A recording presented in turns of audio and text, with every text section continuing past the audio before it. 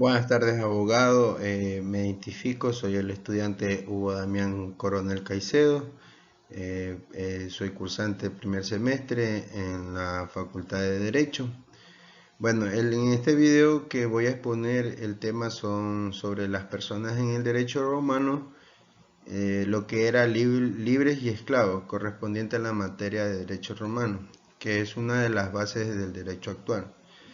El objetivo de esta exposición en sí es explicar cómo el derecho romano clasificaba a las personas, cómo eran consideradas sujetos al derecho y por qué su esclavitud fue una institución tan importante dentro de la sociedad romana.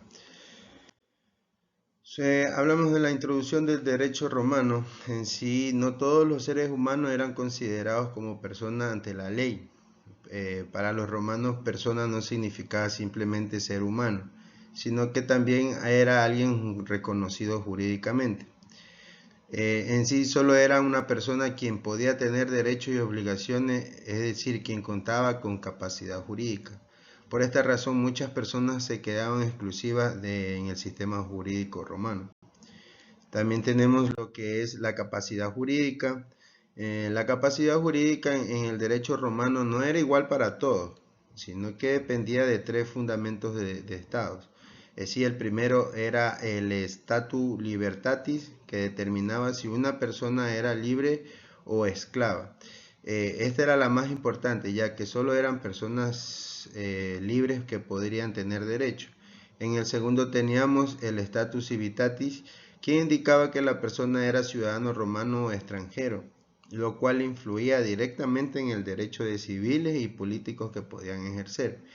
Como tercero teníamos también el status familiae, que se relacionaba con la posición de quien ocupaba la persona dentro de la familia, especialmente si estaba bajo su autoridad o parte de la familia, quien tenía el poder de legal sobre los miembros del hogar. En sí estos tres estados en conjunto definían la situación jurídica de cada individuo.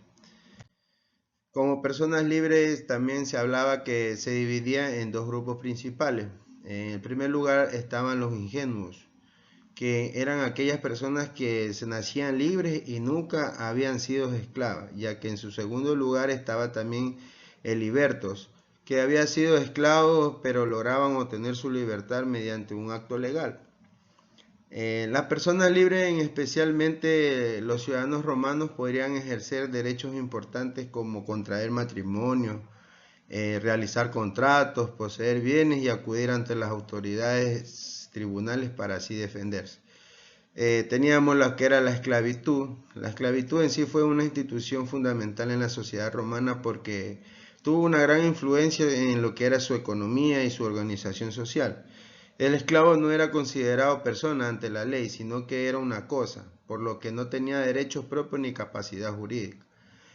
También era una persona que podía convertirse en esclava por diferentes razones, como se podía ser capturada en una guerra, nacer de una madre esclava o consecuencias de algún tipo de castigo. Sin embargo, también el derecho romano tenía el contempleto de la manumisión, que era un acto legal jurídico mediante el cual el esclavo podía obtener su libertad y en sí convertirse en una persona liberta.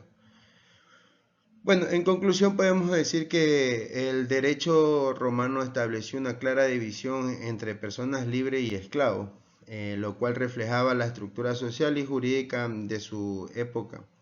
El estudio de estas categorías es muy importante porque sí nos permite comprender que la evolución en el concepto de la persona y en los derechos va largo a la historia. Además, en sí nos ayuda a valorar la importancia de la dignidad humana y de los derechos fundamentales en el derecho actual. Muchas gracias por su atención, profesor. Eso es todo. Gracias.